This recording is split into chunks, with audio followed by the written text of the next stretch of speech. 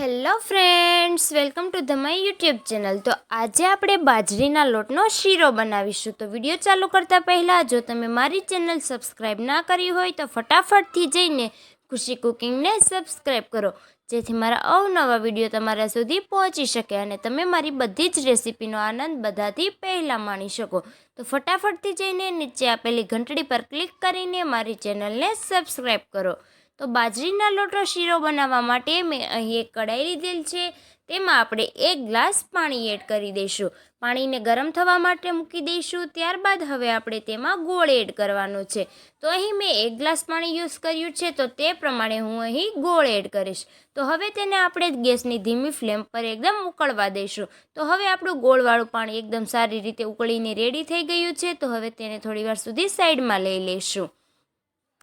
તો ત્યારબાદ એક કઢાઈ લઈશું। તેમાં આપણે 3 મોટી ચમચી ઘી એડ કરીશું।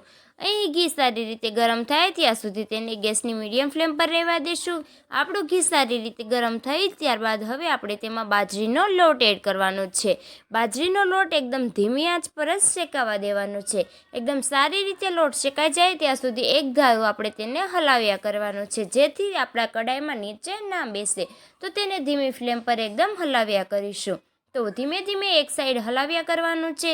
જેમ લોટ શેકાતો જશે તેમ એકદમ હળવો ફૂલ લોટ થઈ જશે ને તેમાં ઉપર બબલ્સ પણ આવવા માંડશે, એટલે આપણો લોટ શેકાઈને એકદમ રેડી થશે।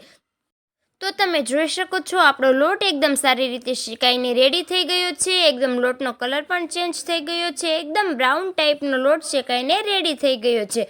તો ફ્રેન્ડ્સ, વિડીયોને બિલકુલ સ્કીપ ના કરતા છેલ્લે સુધી જરૂર જોજો, કેમ કે એકદમ હેલ્ધી ટેસ્ટી એવો બાજરીના લોટનો શીરો બનીને રેડી થવાનો છે। તો હવે આપણો લોટ શેકાઈ ગયો છે, તો આપણે જે ગોળવાળું પાણી તૈયાર કર્યું હતું તે બધું જ પાણી તેમાં એડ કરી દઈશું અને તેને સારી રીતે હલાવ્યા કરીશું। ગેસની ફ્લેમ એકદમ ધીમી જ રાખવાની છે। ધીમી આંચ પર જ આપણે તેને ચડવા દેવાનો છે। તો એક ધારો આપણે હલાવી લઈશું। તો તમે થોડી વાર પછી જોઈ શકો છો આપણો શીરો એકદમ ઘટ એવો બનીને રેડી થઈ ગયો છે। શીરામાં પણ એકદમ બબલ્સ થવા માંડ્યા છે, એટલે કે હવે આપણો શીરો સારી રીતે શેકાઈને રેડી થઈ ગયો છે। તો ફ્રેન્ડ્સ, આ નાના બાળકો માટે ખૂબ જ હેલ્ધી ટેસ્ટી છે। નાના બાળકોને આ રાબ ખવડાવવાથી તે એકદમ તંદુરસ્ત રહે છે। તો ફ્રેન્ડ્સ, તમને આ રેસીપી કેવી લાગી તે જરૂરથી કોમેન્ટ બોક્સમાં જણાવો અને મારી ચેનલ ખુશી કુકિંગને પ્લીઝ જઈને સબસ્ક્રાઈબ કરો, જેથી મારા અવનવા વિડીયો તમારા સુધી પહોંચી શકે અને તમે મારી બધી જ રેસીપીનો આનંદ બધાથી પહેલાં માણી શકો। તો રાહ કોની જો છો, ફટાફટથી જઈને સબસ્ક્રાઈબ કરો અને બધી જ રેસીપી ફટાફટથી આનંદ માણો। અને આ રેસીપી જરૂરથી ઘરે ટ્રાય કરજો અને કોમેન્ટ કરવાનું તો ભૂલતા જ નહીં। Thank you for watching my video.